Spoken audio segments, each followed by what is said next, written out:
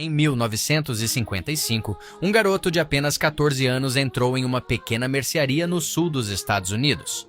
Poucos dias depois, o que aconteceu com ele chocaria o país inteiro. O nome dele era Emmett Till. Emmett morava em Chicago, no norte dos Estados Unidos. Naquele verão, ele viajou para passar alguns dias de férias na casa de parentes no estado do Mississippi.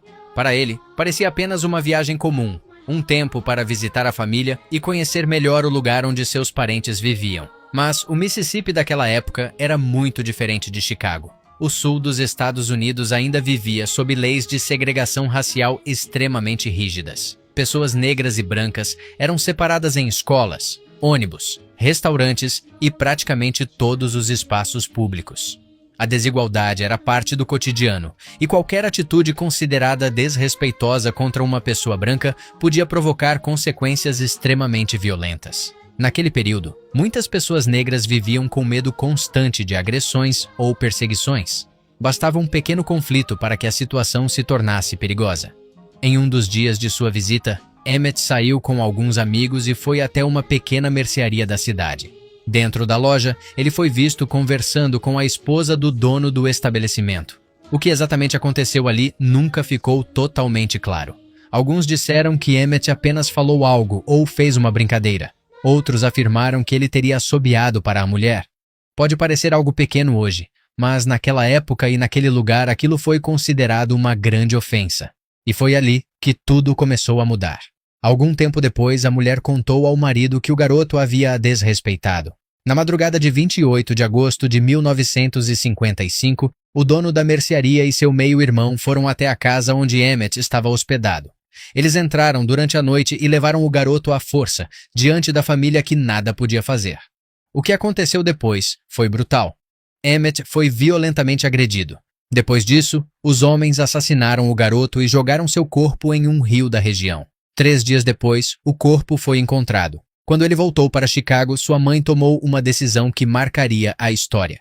O velório seria com o caixão aberto. Ela queria que todos vissem o que havia sido feito com seu filho.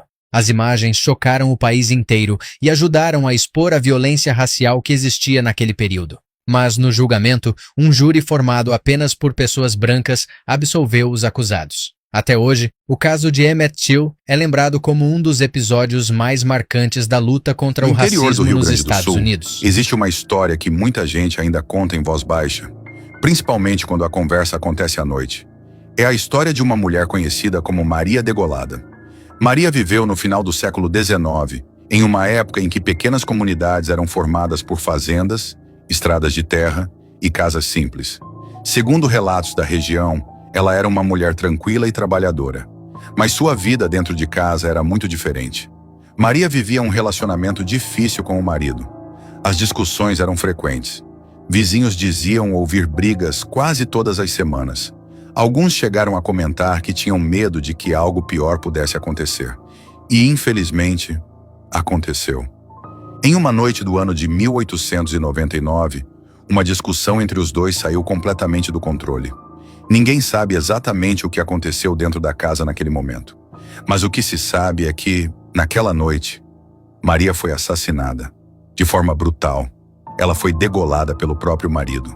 A notícia se espalhou rapidamente pela região. O crime chocou moradores de várias comunidades próximas.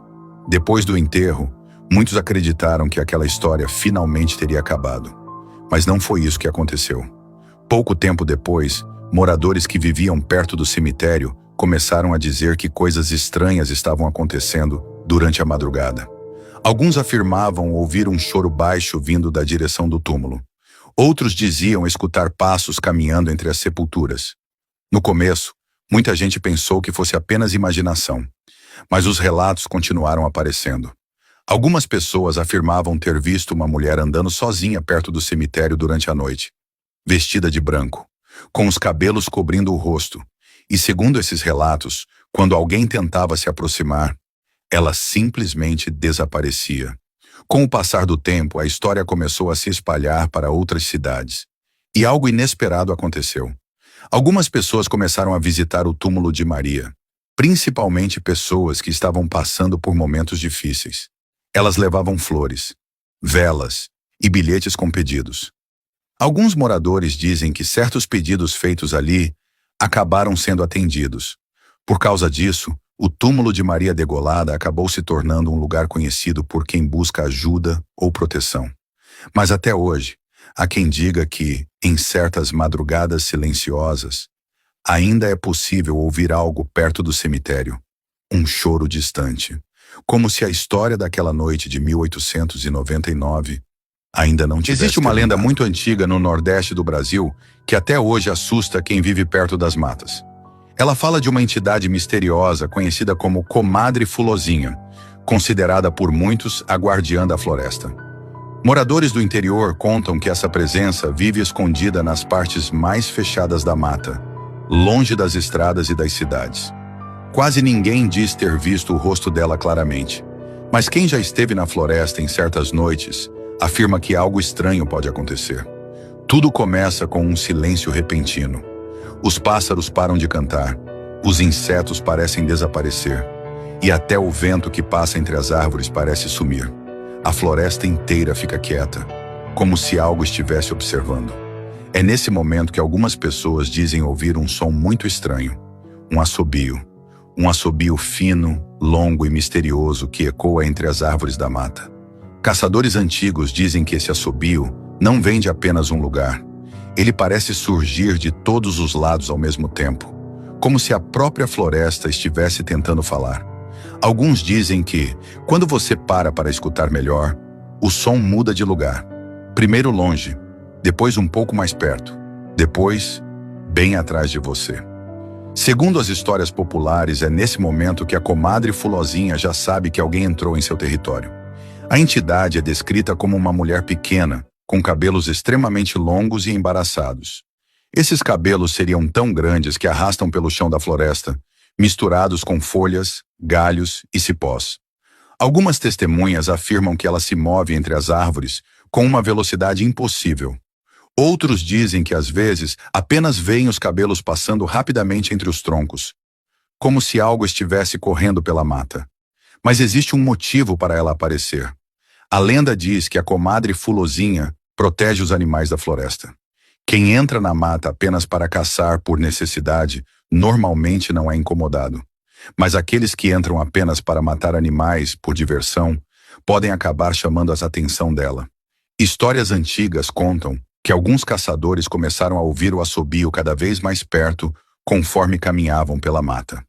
Primeiro distante, depois entre as árvores, depois quase no ouvido.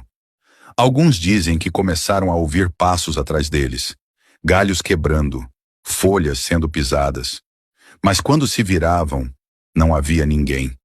Outros relatos contam algo ainda mais estranho. Caçadores que tentaram sair da mata depois de ouvir o assobio perceberam que não conseguiam encontrar o caminho de volta. Por mais que andassem, pareciam voltar sempre para o mesmo lugar, a mesma árvore, a mesma trilha, como se a floresta tivesse se transformado em um labirinto. No interior, muitas pessoas acreditam que isso acontece quando a Comadre Fulozinha decide castigar alguém que desrespeitou a mata. Por isso existe um costume antigo em algumas regiões. Antes de entrar na floresta, alguns moradores deixam pequenas oferendas no chão. Pode ser fumo, um pouco de mingau, ou até doces simples. É uma forma de mostrar respeito à guardiã da mata e pedir permissão para entrar no território dela. Alguns dizem que depois de fazer isso, o assobio nunca aparece. Mas existe uma regra que todos repetem. Se você estiver sozinho na mata e ouvir um assobio vindo do meio das árvores, nunca responda, nunca assobie de volta. Porque, segundo quem acredita nessa lenda, no momento em que você responde, a Comadre Fulozinha sabe exatamente onde você está. E se ela decidir seguir você pela floresta, talvez você nunca mais consiga encontrar o caminho de volta. Tiada mau nih, sumpah gue majuin, sumpah Kang. Bodo amat gue majuin Kang ya. Apapun bentuk kalian, apapun perwujudan kalian di sini.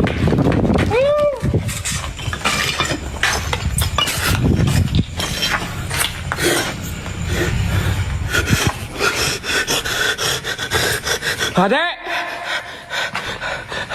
Adek! Assalamualaikum, waalaikumsalam. Semua penghuni yang ada di sini. Apapun bentuk kalian, apapun perwujudan kalian, di sini gua menantang dengan selantang-lantangnya untuk hadir dan juga wujud.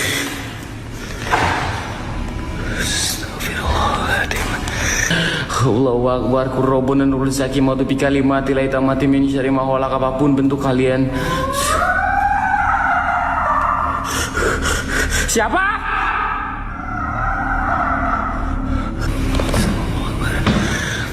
Allahu Akbar, Allahu Akbar, asyhadu an la ilaha illallah, asyhadu anna Muhammadar Rasulullah. Ya Rasulullah, ya Rasulullah, qad qamati salat. Qad qamati salat. Allahu Akbar, Allahu Akbar, la ilaha illallah.